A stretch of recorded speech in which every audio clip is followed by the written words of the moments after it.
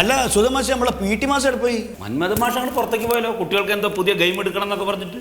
പുതിയ ഗെയിമോ? ആ അതിന്റെ അതാ പയ്ക്കോ അറിയാത്ത. എന്നാലും എന്തായിരിക്കും മുഹമ്മദ് മാഷ് പുതിയ ഗെയിം?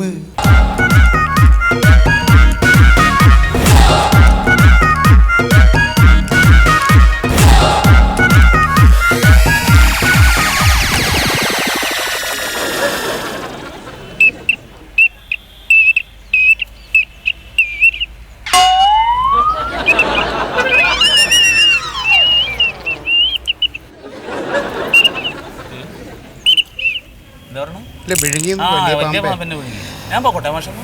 എവിടെ പോകണം? അല്ല അവിടെ 2 പീരീഡായി ക്ലാസ് തുടങ്ങിയിട്ട്. 2 മണിക്കൂർ മാഷ് പഠിപ്പിച്ചില്ലേ?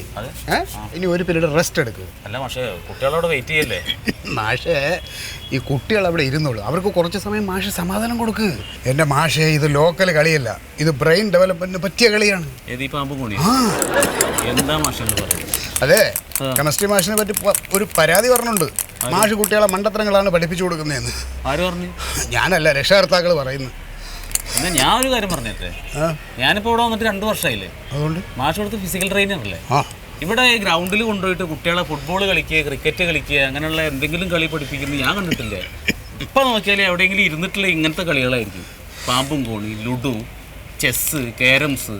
അത് മാഷ് അതിന് കാര്യമുണ്ട്. കുട്ടികൾ ആദ്യം ഇതൊക്കെ കളിച്ച് നല്ല ഇരുത്തം വന്ന് നല്ല കുട്ടികളായി മാറണം, അവരുടെ ബ്രെയിൻ ഡെവലപ്പ് ചെയ്യണം. അതിനുശേഷം മറ്റേ കളികൾ പഠിപ്പിച്ചാൽ മതി. ഇരുത്തം വന്നിട്ട് ട്രെയിനിങ് ആവാനുള്ള ഒരു കളിയും കൂടി ഇനി കുറവുള്ളൂ. ആ ചീട്ടുകളി കൂടി പഠിപ്പിക്കും. അത് കൊള്ളാം, നല്ല കളിയാണ് കേട്ടോ. ബ്രെയിൻ മാഷേ, മാഷെ പോലെ കളിച്ചിട്ട് പോവാം. മാഷെ ലുഡു അല്ല, ലുഡു കൂടെ ഉണ്ട്, അത് കളിച്ചിട്ട് പോവാം.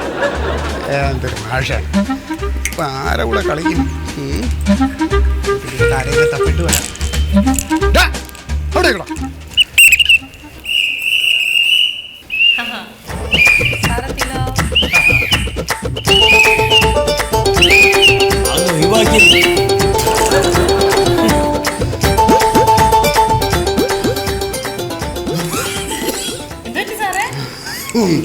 എല്ലാം ക്ലാസ്സിന് വെളിയിലാണ്, ഒറ്റ എണ്ണം ക്ലാസ്സിൽ കയറില്ല. ഇതുള്ളതുകൊണ്ട് എല്ലാം കയറിപ്പോയി. സാർ ഇങ്ങനെ എല്ലാ ദിവസവും കിടന്ന് ഓട്ടവും ചാട്ടവും എക്സസൈസും ഒക്കെ ചെയ്യുന്നുണ്ട്, എന്നിട്ട് വണ്ണം കുറയണില്ലല്ലോ. പള്ളൊക്കെ അങ്ങനെ തന്നെ ഉണ്ട്. നമ്മൾ ഈ ഓട്ടവും ചാട്ടവും നടത്തുന്നത് വണ്ണം കുറയാനല്ല, അത് ചെയ്തു കഴിഞ്ഞാൽ നമ്മൾ എനർജറ്റിക് ആയിട്ടിരിക്കണം. എനർജറ്റിക്. അല്ല മുഹമ്മദ് മാഷ്, ഞാൻ ചോദിക്കട്ടെ, നിങ്ങൾ നമ്മുടെ സ്കൂളിലെ കുട്ടികളെ ഇങ്ങനെ മണ്ടിപ്പിച്ചിട്ടു, നമ്മുടെ സ്കൂളിലെ കുട്ടികൾക്കൊന്നും ഒരു ട്രോഫി പോലും കിട്ടില്ലല്ലോ. പക്ഷേ ഇപ്രാവശ്യം ഞാൻ ഈ സ്കൂളിൽ ഒരു പ്രൈസ് മേടിപ്പിക്കും. അങ്ങനെ? പക്ഷേ നമ്മുടെ മ്യൂസിക് ടീച്ചറിന്റെ സഹായം വേണം. അതിന്റെ മ്യൂസിക്കും PT തമ്മിൽ?